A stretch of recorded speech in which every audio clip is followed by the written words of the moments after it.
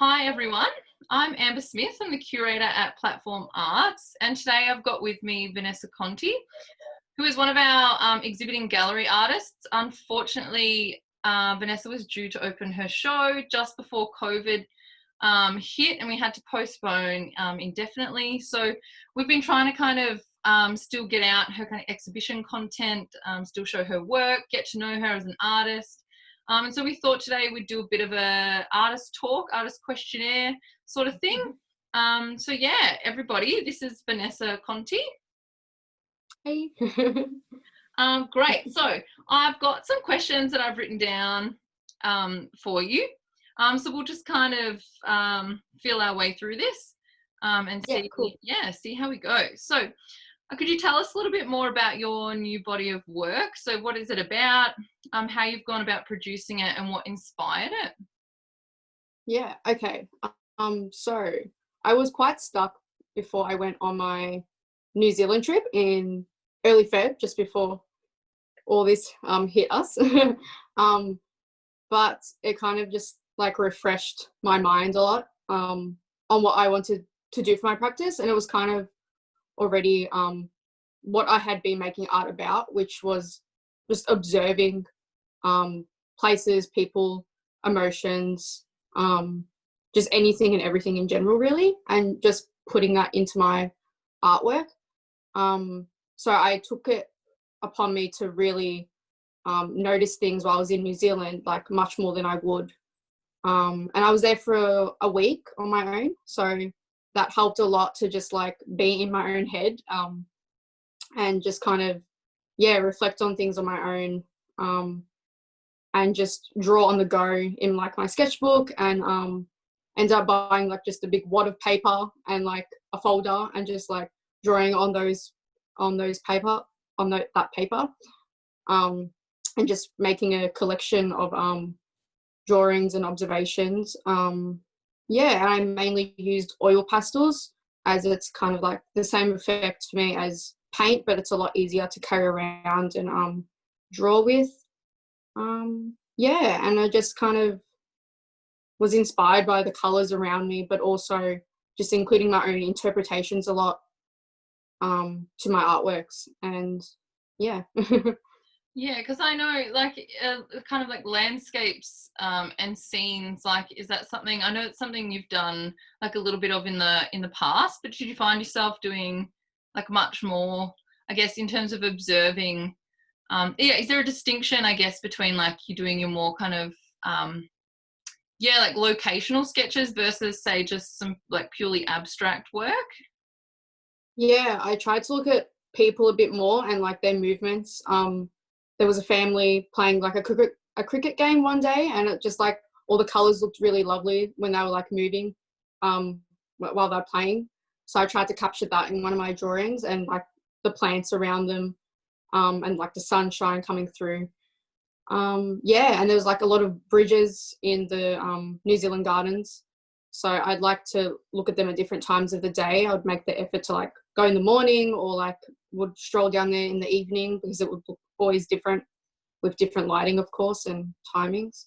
And just like, so I still focused a lot on environment and landscapes, but also looking at buildings and industrial a lot more as well, because Christchurch, especially because that's where I mainly was, they have like a real mix. Like Christchurch feels like kind of 3 different like states in one. It's weird. It's like, but it's really cool. Like you just literally like scooter down on their lime scooters, or you like walk for like, not even 20 minutes and you're in the gardens, but then you can like walk back and see so much like sun reflecting on buildings, and just like the liveliness of the city as well, which was really inspiring. So Yeah, fantastic. Could you explain to us a little bit about your process when making a work? I guess you've sort of given us a bit of an insight, but I guess like where does it start? Like I guess sometimes it might start with an idea or a vista or a thought, or maybe it spurs from a feeling. But is there a particular like moment when you kind of feel like an urge, like yes, I've got to document this, or Yeah, like is there a particular process, or is it very just intuitive? I think a bit of both. Um, it kind of, I think it starts with an idea and then it continues spontaneously. Um, yeah, I guess it's, if I picked different spots where I was sitting or exploring, I would just like, if something captured my eye or I felt like energized or felt some connection with that, I would try and capture it with my drawings. Or even with some journaling, I would like to um, journal some stuff down or try my hand at poetry. But yeah, I'm still pretty new at that stuff. But yeah, writing helped a lot. Like if I didn't feel like drawing in that instance, I could write stuff down and then draw like the next day of how I felt about that place. Yeah, but I guess it starts off, sometimes it would start off with like a sketch, and then I would add color in. But yeah, most times it's just spontaneous after I get that initial like, oh, I want to draw these like these really pretty flowers, or I want to draw these people walking past in their outfits, just say, or the bridge and the reflections with the water, and then I kind of just like I start looking at the image, but then sometimes I just like look at my paper and continue with my own interpretation, and that's when the spontaneous like part comes into play, I think. Yeah. Yeah, no, excellent. Could you detail your materials for us? So what's your favorite material or least favorite, or perhaps one you'd like to try in the future? Oh yeah. So I use a lot of mixed media. um I actually have them right here. I found these weird, they're just like random like thick crayon things. They're probably like kitty stuff, but they worked really like painterly, and like yeah, I found it hard to bring actual paint with me because I didn't want to be carrying too much stuff. I wanted it to be like accessible, easy access kind of thing, but also still like materials I was comfortable with.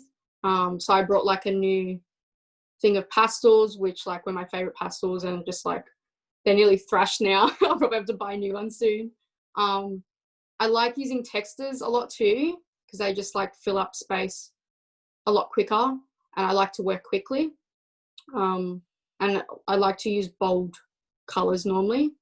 But yeah, I've been trying using like charcoal more as well, or pencil a lot more, because it just helps with like little details, and like sometimes I don't feel like using as much color depending on my mood. Again, if I'm like in a bit of a deep, darker feeling mood, or I can tend to use darker colors, or like red for rage, just say, or yeah, however I'm really feeling. So yeah. Yeah, do you use, obviously you use like certain tools and stuff as well to kind of, especially when you're painting, to spread paint around, but also I guess just in terms of the other kind of miscellaneous materials that you use, like are you using your hands to kind of move it around? How are you applying it all? Yeah. Well, while I was away, it was just with my hands. A lot of smudging, or just using bits of paper even. I don't think I brought any of my palette knives with me, because last time that happened, I got like stopped at the stopped at the airport, and they thought it was something dangerous, and I was like, no, no. But yeah. So I get a bit anxious about that stuff. Yeah. Um, so just using my hands, I was away, but when I came back and continued on my body of work, yeah, using palette knives, like squeegees, like big like things that you can spread with, like for my larger pieces. Yeah, sticking stuff on with just my bare hands, using like bits of material, or like stuff that you can kind of sculpt with a bit more too, which I find really therapeutic, just using my hands most times. But yeah, for finer lines, I'll use paintbrushes still, or yeah. Yeah, it seems like, I guess it seems like your practice is quite cathartic. Like there's this idea of like a release, or, Yeah. whilst it's all inspired by like introspection and what's happening with you like internally. I think so much of it is like an embodied practice, which I guess very much makes sense in terms of like an abstract expressionist way of working. But yeah, is there something about being able to kind of be in your mind but also be in your body that you enjoy, I guess? And being resourceful is something I think you do as well. So it's just kind of whatever is around, like everything inspires you, everything can kind of play a part in your composition. Yeah, I think there's just something nice about like this kind of action and embodied movement that is kind of embedded in your practice, and the way that you have to kind of the way that you're actually applying the materials as well. Yeah, thanks. Yeah, I guess it's a real like therapeutic sense. Like if I've had like a down night, just say, and I head to my studio, which is not too far from my house, which is good. I can like release it all, and it just, yeah, sometimes it comes out really unexpected. Like I'll be like, oh, I'm going to probably make a really dark piece today, but it'll come out really like vibrant and happy because it's like I'm letting those emotions go, and just like putting it down to the paper. Yeah, and I guess like I've realized moving my body helps a lot more. So sometimes like I'll have a little dance before or after I do a piece, and it like gets like the blood flowing a bit more and like the energy. Yeah, just working it into the painting or drawing, whatever I'm doing at the time. But yeah, I'm not sure if did I answer your question? Yeah. No, it was kind of like a weird rhetorical like statement, but a question that I put. Okay. But that's okay. Who or what is the most inspiring thing for you? So what keeps you motivated? Oh. It can honestly just be, you know, I think for a lot of artists, it's the feeling that you get like while making, or the feeling you get like after like a really resolved, successful piece of work. You're like, this is why I do it. Yes, like this is it. Yeah, I think. Sorry. Sorry, I was gonna say you hit the nail on the head. Like I think I went straight away to think of like a person or like a place or somewhere. Like those things do inspire me. They're like so many artists and friends, and you know, just even people on Instagram just say that inspire me, or like all the places I've been to. But yeah, I think it comes down to that initial feeling of like when I have left the space, like my studio space, or I've done a session at home, just say like, it's like you get that feeling and you remember, okay, this is why I create, mainly, and you create mainly for yourself. Like you create for other people, but I think it's important to create for yourself and create what you want as well, and be true to that. But yeah, I think just having a real productive day, you're like, yes, like this is like the energy I wanted to feel, and it's like it's come back and you just feel kind of complete, really. So I think that keeps me definitely. Like it's so motivating, that feeling. And I think it is like a lot of artists are like really neurotic perfectionists in a way, but I think it's that feeling of success when you've somehow managed to kind of successfully document in that visual form or whatever practice you have, that kind of that idea of like an external and an interior world, like your kind of day-to-day experience, or you know, that elusive thing that you're trying to capture. Like when you do get so close to capturing that, or you do successfully capture it, it's like, yeah, I think that's what keeps you going. Or if you are slightly off, it's always like, well, I'm just searching for being, it's kind of, I guess it's hard to explain, but I think artists like understand. Definitely.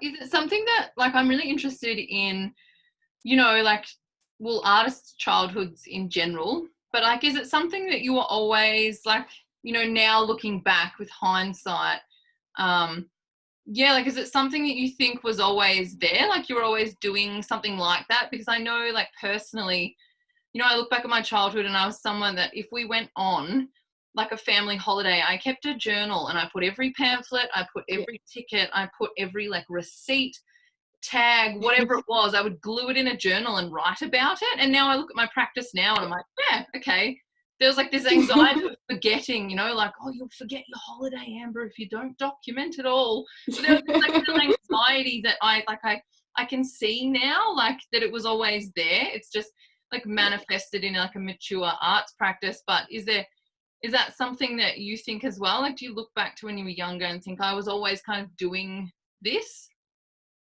Yeah.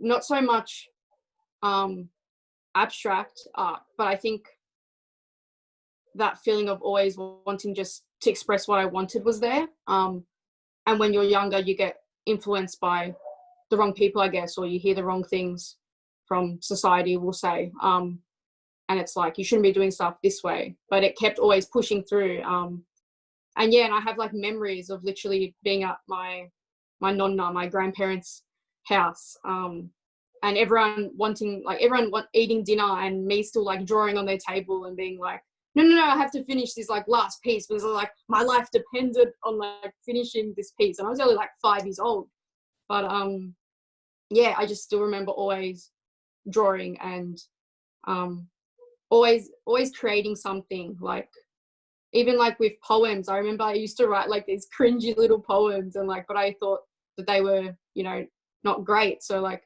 you would stop doing it. But now it's like, now seeing that I like to write a lot more, it's like you think back and think, oh wow, maybe I did always used to like writing, and maybe I always did like expressing so much color, but you know, I just didn't do it enough as a kid because I'm not sure, I probably felt like it wasn't the right thing to do back then. But I think like you said, like collecting things, like there was always some form of creative element to my life growing up. And now that I'm at an age that I can like understand it, well, mostly, not fully, because I don't know if I ever understand it fully, but I think I can express it a lot more and accept it a lot more, that I can be an artist. Yeah, it takes a while even just to get to that point of saying I'm an artist. Like we all seem to we all seem to resist that so much. I guess it's the same with the poet, you know, like for so long you just sort of say, oh, I do a bit of writing, or I write prose. And it feels like something really like scary, or like someone's gonna, or like it's really vulnerable or revealing to be like, actually I'm a poet and I'm an artist. And it's like, there is, once you take that leap though, it's like a self-fulfilling prophecy, you know, you manifest the practice, you manifest the opportunities, you know, you're like, I think it's the first step, isn't it? Being like, no, I'm an artist. I don't get paid all the time, but I'm an artist. You know? So do you have a daily routine, and where does art fit into that? Okay. I think in COVID, yes and no. Sorry, I've been really interested in routines, because I think that's it's like when you hear about famous artists too, and they have like, you know, like really rigid routines, you know, like maybe it's get up at 5, have 6 coffees, then they go for a 3-hour walk, then they spend 4 hours writing, then, you know, like there's like this real idea of like routine being the successful element behind a lot of artists. So I'm interested, especially in isolation, of what you've been doing or what you do in normal life. Okay. I feel like too much routine can actually not work for me. It sounds weird, but sorry. You Aquarius, you. I just feel like sometimes if I plan too much, and then if I don't get to stick to that schedule or that routine, it makes me more upset or feel less fulfilled. So I think sometimes if I don't plan it too much and I just get to have that that spontaneous art session, it can be a lot more fulfilling. But in saying that, I do try to have little like routines, or like, you know, like try and start small, because I try and get another Aquarius straight, but I try to like do too much. And then I'll still do a lot in the day, but then I'll still be like, I still didn't do enough today, which can get me down. So I think just I like to go for walks in the evening nearly every day now, which really inspires me because I can get to see the sunset, because I live in Lara, so it's like really beautiful spot to see it set. Lara, I remember those Lara sunsets like you would not believe. Oh I my don't know god. why nowhere else can do them like that, but like Lara's sunsets, whew, they tickle me. Yeah, they're really gorgeous. And I've been actually like filming some like sounds of nature to like inspire me as well. So yeah, I guess I do some digital work mainly at night, I find, because I like being just like cooped up in bed and on my iPad on some apps doing some digital work. And I'll do some journaling like either in the morning or at night. But yeah, with my practice, I guess it's like it really fluctuates, to be honest.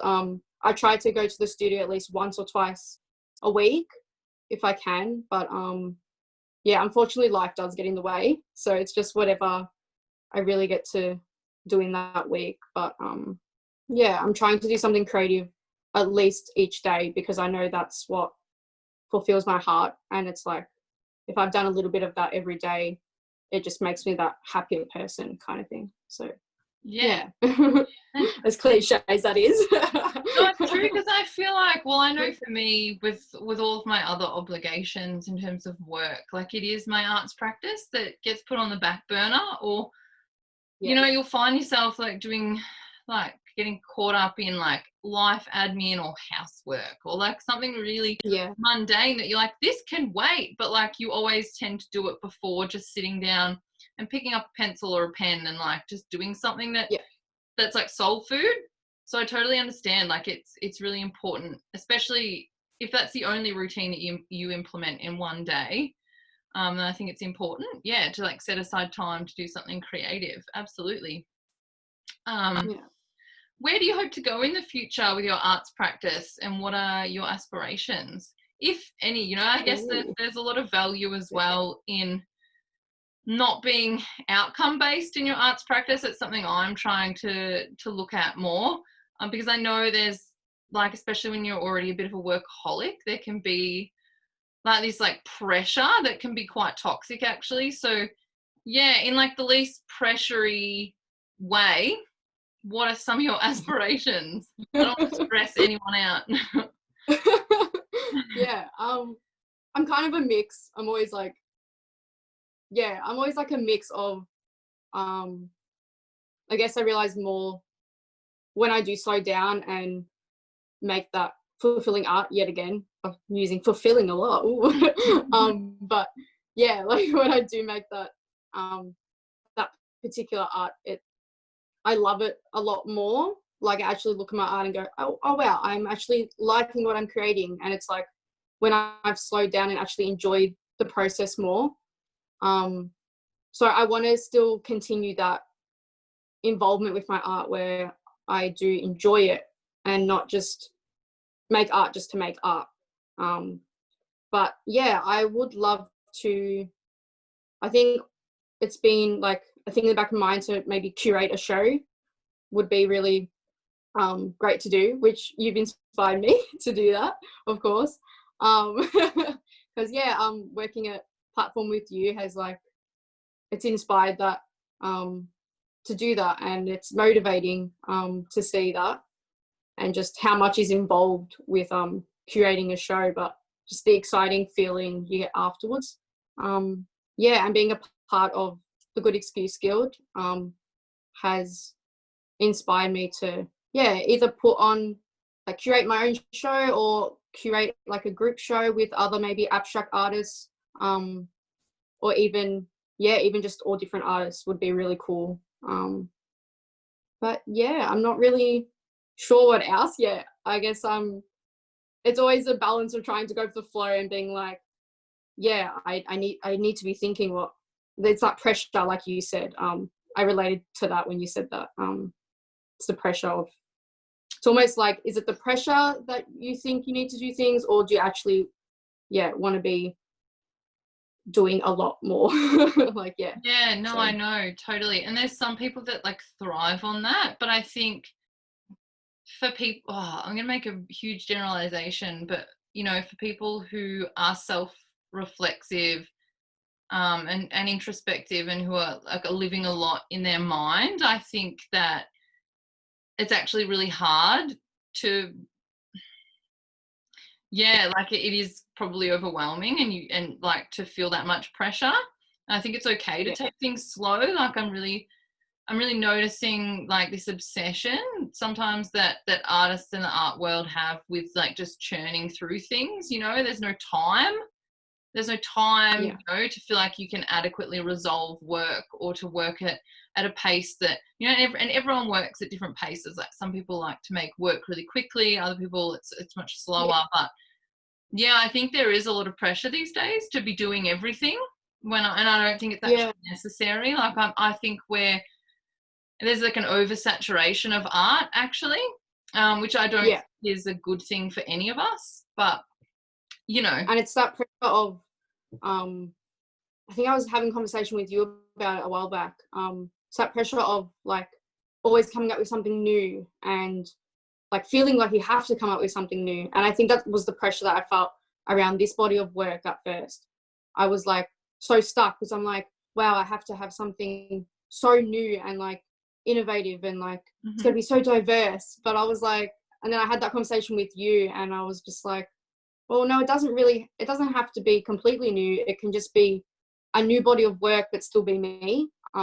Absolutely. I think that's what made me realize. Yeah.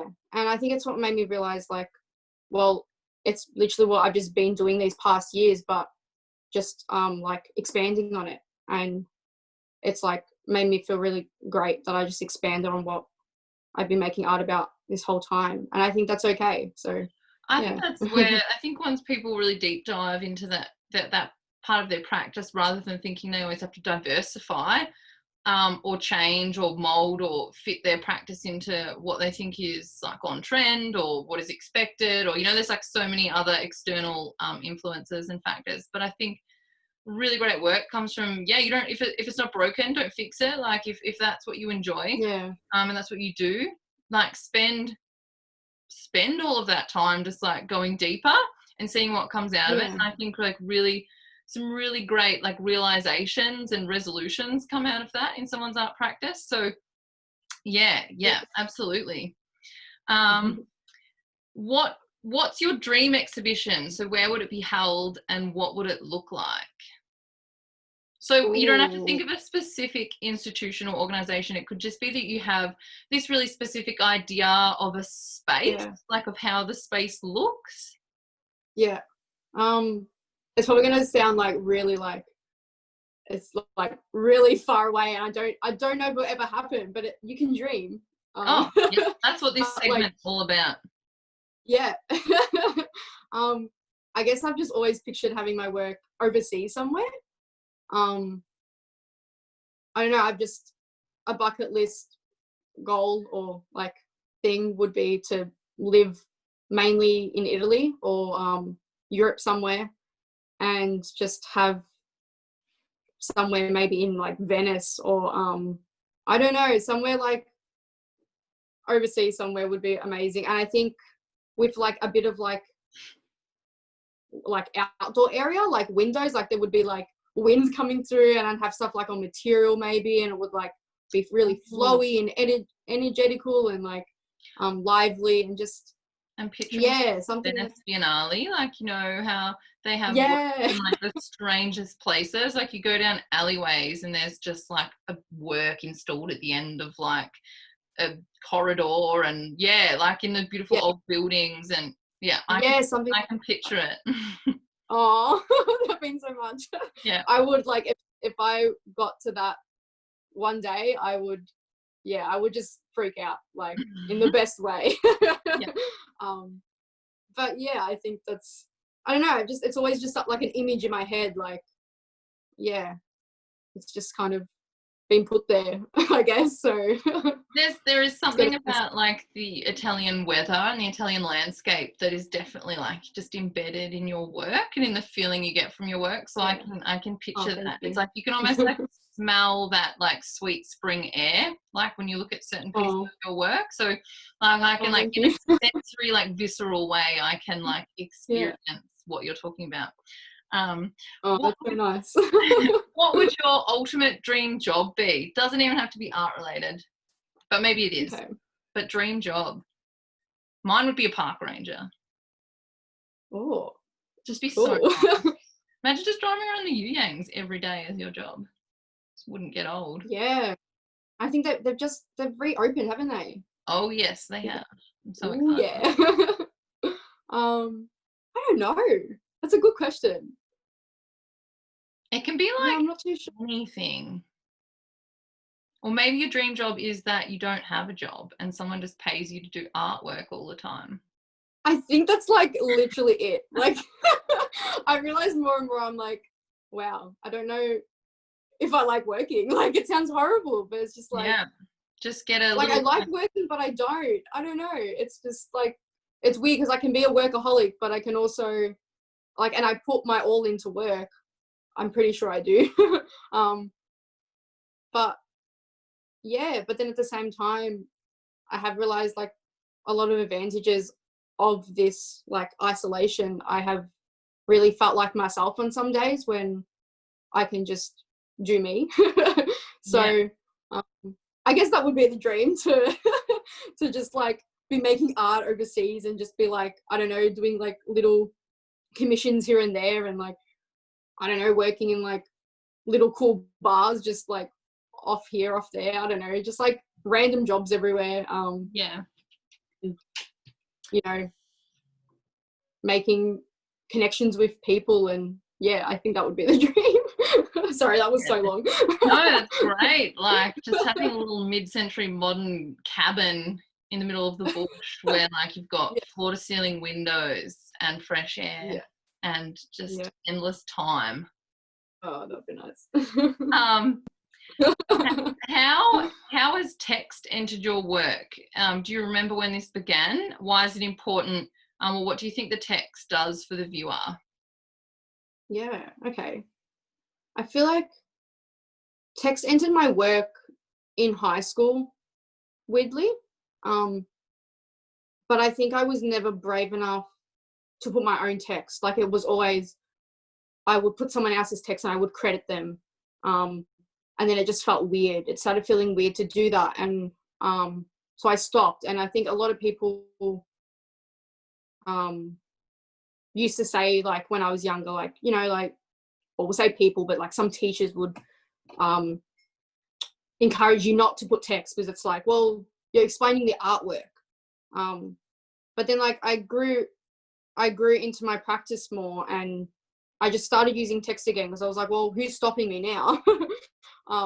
But yeah, I guess it for me it explains more what my process was when I was making it because I do understand not everyone gets the piece that I've made and I do get a lot of people being like, well, what is the piece? Like, what did you paint or what did you think when you were painting it? And sometimes I do like to leave it without text so the viewer can make up their own interpretation. But then other times I do want that explanation to be a bit more clear. And I want people to actually like read the words and think, oh wow, like I can see the emotion that she put into that like, you know, that movement on the piece or why those colors are there. Yeah, and I guess it's just about being more vulnerable and um, being brave enough and just accepting that, yeah, I'm allowed to express more like through words. And even though it's scary, sometimes it's like, yeah, you get those little bits of confidence where you're like, no, like this is how I was feeling and it's valid and it's, Yeah, yeah. well, like imposter syndrome is such a thing, like even in your own practice, and you're like, but this is mine, like it can actually be whatever I want, like why am I worried? But yeah, imposter Yeah. syndrome is real and like it can stop you from, yeah, it can stop you from doing a lot of things. I like fully understand. And especially like when you're sort of young and impressionable, things that like high school art teachers say to you like have a lasting impression. And it takes a Yeah. while to shake that off or unlearn it or whatever and kind of get back that confidence you had when you were a child of just being like, oh, I just want to do it. So I did it, you know? Um, Yeah. but yeah, I think like it's like exercise. Like the more you do it, you know, like the better you get, in a sense. Like, you know, like the more that you write or the more that you practice, yeah, the better it comes to you. Yeah, definitely. What's your favorite work in the show, and what does the text say in that work, if you can remember?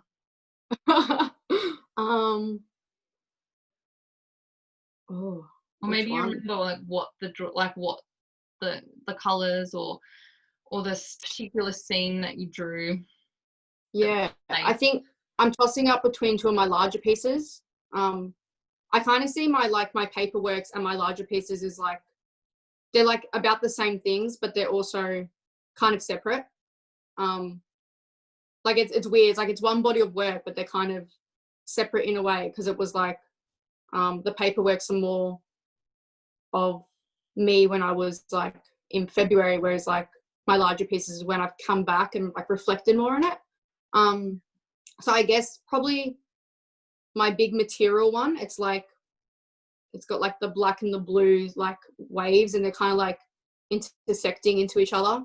And my other piece would be the like the orange and green one. So like they're two very different moods. They're like guess the big material one with the blue and the black. Yeah, it was a really deep piece, and I was very not in a good place when I made it, I guess.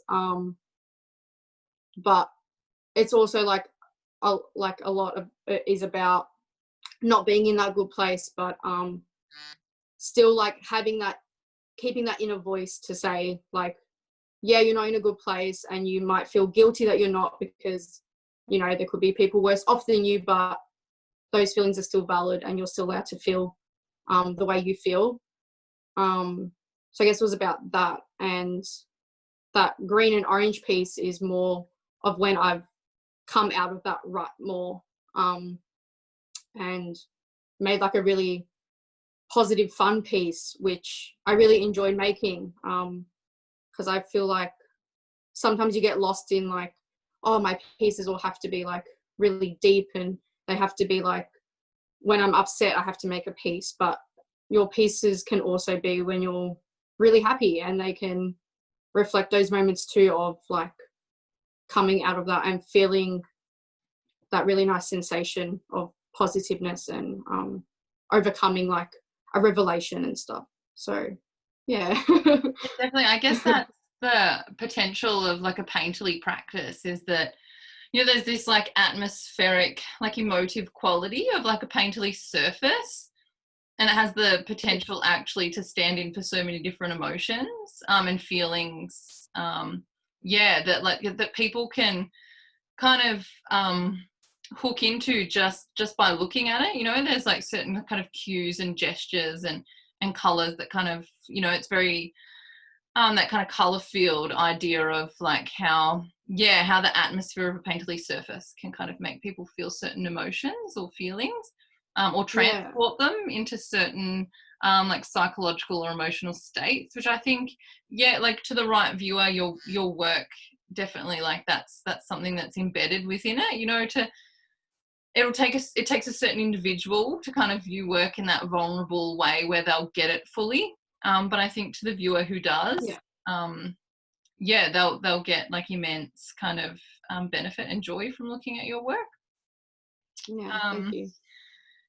So I kind of, you know, you can pick either of these, is kind of maybe explain some more of your works to us specifically, or maybe you want to share some writing or poetry with us. Okay, yeah. Ooh. Okay. You can just be like maybe like one short piece or something that you'd like to read out.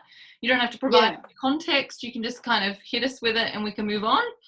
Or you might want to pick one or two works and talk about them. It's up to you. But I'm excited to hear some writing, if you're comfortable. Okay. Yeah, I'm just like looking through my little journal.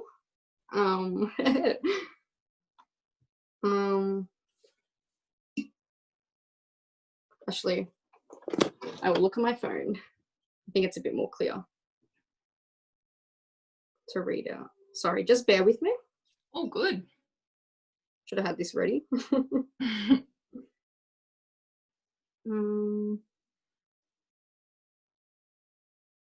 Yeah, I think.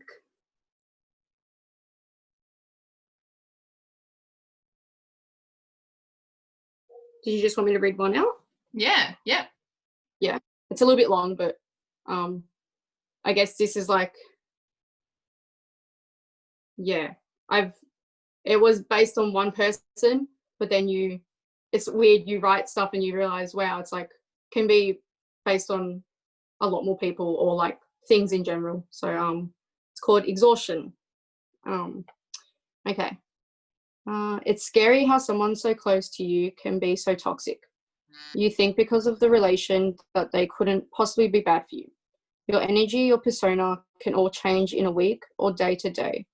You really try to be what they need, to morph yourself into both areas, the mind, the heart. But what you need for yourself is different, so the heart wins. It suffers also. It physically aches. You can feel it cold in your chest. As you disappoint them again, you realize day by day how much resentment you hold against each other. This is not how you want it to end. Maybe you are selfish, but you cannot help what the heart is warm for. Creating is all that makes sense to you, that makes sense in this odd world. You cry hot, steamy tears. You lay on cold tiles to calm down. You are alive, you tell yourself. Your emotions may feel stupid, far to reach, like sometimes they aren't even your own, but you are here and you are valid. Beautiful. Thank you for sharing. It's okay. No, that was great. Thank you. Bit of a So deep one, but yeah, no, but like in terms of if your work, like, and what I know of you, like, yeah, like you feel things really deeply, and you are really yeah. empathetic, and I think there's always this tug of war between what what the people in your life expect from you or are trying to get from you, because you're such a giving person, to the point where I think you probably actually put yourself last. So I know that there's this kind of constant tug of war. And you really see that like in your work and in your writing. But also there's like a strength and an independence to you as well. Oh. The art wins out. So just a couple more questions, and then we'll sort of wrap things up. But I guess, how would you have liked to install your show had you been able to? Did you have sort of any really specific ideas about how things would have been curated, or how things would have looked? Yeah, so I think it goes back to that image of like stuff being really lively, and I was going to have it in the foyer upstairs. So I was going to maybe experiment with having that balcony door open, if it wasn't like an OHS thing, but having some of the windows open and having like just cool breeze coming through, like air, and yeah, having that material work somewhere that it can be flowing and moving. And I probably would have included a few more material works if that was the case, which I still hope to experiment with. Like I'm probably still wanting to make some more of those works.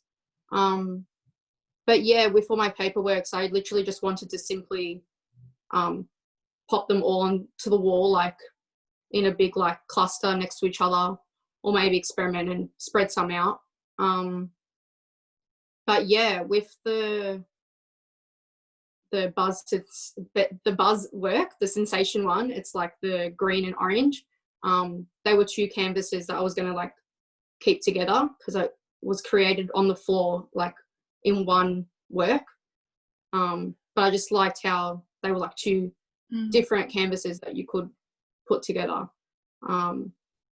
So yeah, I think it was going to be a lot more about kind of including that nature, lively feel, which I think comes through my work, but would have been like an extra nice element to have those windows open with some fresh air. And it's kind of like how do you say it? Like a step forward in my practice and like me as a person.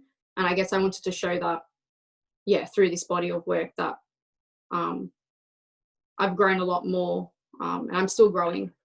And yeah, just I think that was mainly what I had first focused, and then I was gonna, as me being the spontaneous artist I am, I was just gonna like play around with it more in person and see if that's what I liked for my work or if I wanted to change more.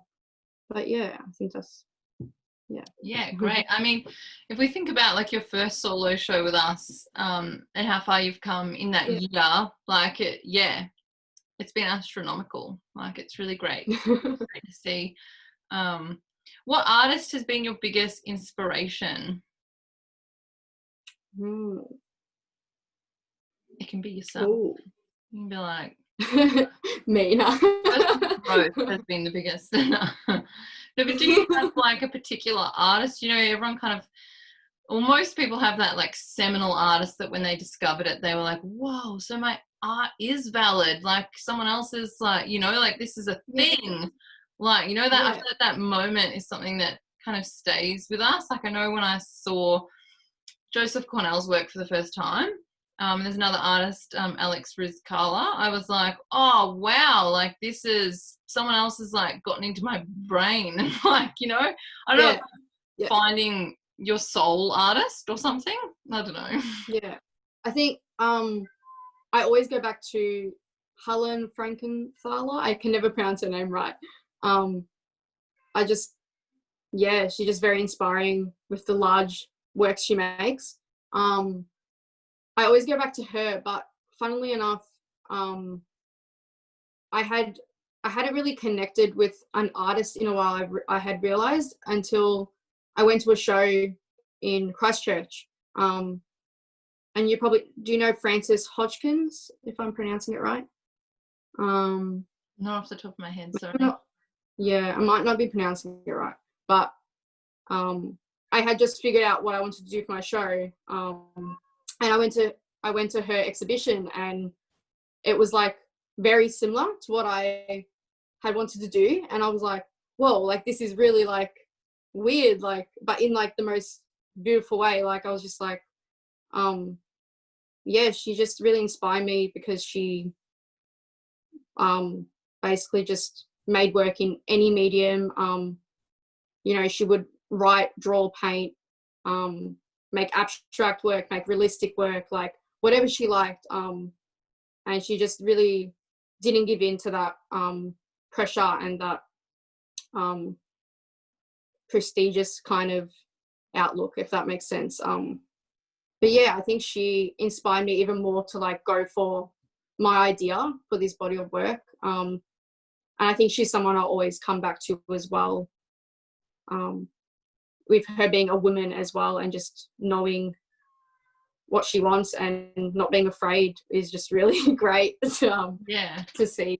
And yeah, just like she made work similar to mine in the retrospect, where she just was her own interpretation and like used whatever colors she liked and as many colors as she liked. And yeah, I think she is a big inspiration. So yeah. Excellent. Has there been a book, a theory, or any particular research that's been a really big influence on your work? Not that I can think of right now. Yeah, no, okay. Yeah. Has there been a book that you've found like really life-changing or momentous, and maybe it relates to your work, maybe it doesn't, maybe it's in more of a subconscious way that it relates? Yeah, I think, yeah, it probably sounds cliche. I don't read heaps. I'm trying to read more actually at the moment. That's been one of my little goals. But the subtle art of not giving an F. Yeah, I think that it was just like an easy read for me. I've never been a real reader, which I hate. I'm like, I just want to be a good reader. But yeah, I think that just like motivated me to not care so much what people think. And I still do get into those stages where I care what people think, but I think it's just like, yeah, you can't please everyone, so you might as well just please yourself, kind of thing. Absolutely. But yeah, I've been reading a few more books on the woman's sexuality, and so they've been helping with a lot of my journal pieces and emotions. Yeah, and that's a big revelation I made in the last year that is kind of holding me back in other aspects of my life. Yeah.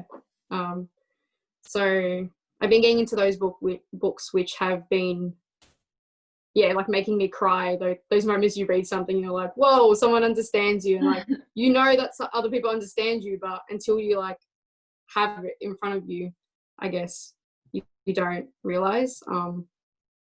But yeah, I guess just little different bits of readings from everywhere, I guess, have inspired certain things. Yeah. Yeah. Where do you want to take your work in the future? Ooh. And that could just be like, is it more works, like more like material, like pieces? Is it more sculpture? Is it, you know, is it realizing that like this idea of like field research is part of your practice, and that you need to kind of take yourself somewhere and do all of this kind of sketching, like really site specific kind of collecting of imagery, and then you need to kind of then take that into your, is there, it can be how it manifests, but you know, it might be that you see like certain parts of the process that are becoming important as well. I think you're like just like reading my mind. But which is great. You know me well as an artist. So yeah, I was thinking like after my trip, I was like, even if I just was to travel around Australia, would be really beneficial for me. I mean, I eventually want to get back overseas when stuff settles down. But yeah, I think being in the actual environment is a whole lot different than just like sitting at your desk and looking at photos. Like, it still helps, but it's just completely different. And it's a lot more beneficial. And yeah, I think I would like to try more sculpture works, more stuff with my hands, because I find it very therapeutic. Which, yeah, not necessarily like ceramic stuff, because I don't think I'd be able to do that kind of stuff. Like, I applaud people who can. But yeah, more with materials that I like to play with. And yeah, and more larger works again. I just love doing large works and moving my whole body in a work. Also oil paint. I think I want to get back into doing more stuff with oil paint, and not being scared to spend more money on like art materials to do what I want to do, because it is important to me, and I should not feel guilty to spend money on like art materials that are going to benefit my practice.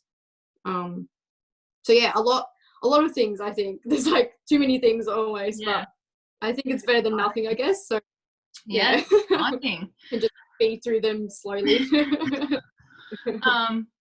I mean, that's pretty much all of the questions that I had for you. Like, thank you for your generosity, and yeah, your authenticity, and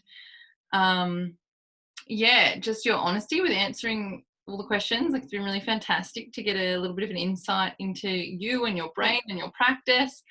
So I guess just before we wrap things up, I just wanted to kind of ask if there was anything else, you know, that you would like to add, or how you would like to kind of bookend the conversation. Yeah. Oh, I feel like I've like talked so much already, like too much. But that's just me. I love a good ramble. Yeah, I guess just this body of work, I feel like it's just it's been something different to, like, obviously it's something different to my last body of work, but just emotionally it's really been great. And even though I didn't get to put my show on in person at Platform, it still really made me learn to do so many other things. And like and it's still been a frustrating experience and like a bit of a deflating experience, but there's a lot of positives in it as well. And yeah, I wouldn't regret like still making this body of work just because I didn't get to show it. Yeah, if anything, it's like, yeah, it's probably like put me in the right place to keep going with my practice now, which is a really nice feeling. So yeah, if I hadn't you know, applied to do the show, I probably wouldn't have made this body of work. So it's great. Yeah. So thank you for all your help and like being patient with me. And yeah, it's great to know that. Pleasure. Yeah, and it's great to know that you like when you wrote the spill about me on Platform's website, I was just like so touched because like I felt really understood. So that was really great. Yeah. So thank you. That's the best compliment ever. Where can people find more of your work? So your Instagram and your website? Yeah. So my Instagram is Vluides, Bluides. It's like a mix of my name and yeah, that's like a whole nother story. But yeah, you can find, if you just go on my Instagram, I'll have like my website links in my bio and Platform's link in my bio as well to check out my webpage that Amber and Platform have kindly put together for me, which looks amazing. So that's really exciting. Yeah, and you can also just privately message me if you want to ask any questions. Yeah. Awesome. Well, thank you so much from myself and the Platform team. Yeah, I mean, it's so exciting to have young artists like yourself involved in our program. And I mean, we hope that we can bring it to audiences, I mean, soon or in the near future. But for the time being, yeah, thank you. Look after yourself, and I'm sure we'll be seeing more of you around. Thank you. You too. Yeah, see you soon. Bye.